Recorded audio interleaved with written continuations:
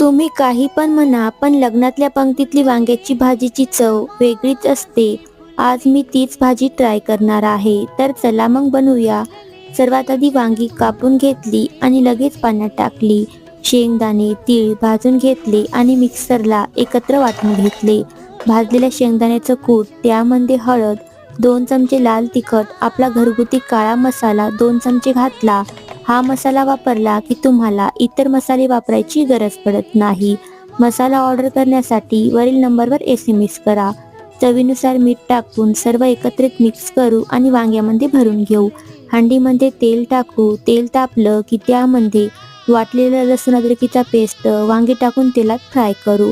अगदी थोडं पाणी टाकून झाकण ठेवून शिजून घेऊ. वरतून बारीक कापलेली कोथिंबीर. तयार आहे वांग्याची भाजी. व्हिडिओ आवडल्यास लाईक आणि शेअर करा. धन्यवाद.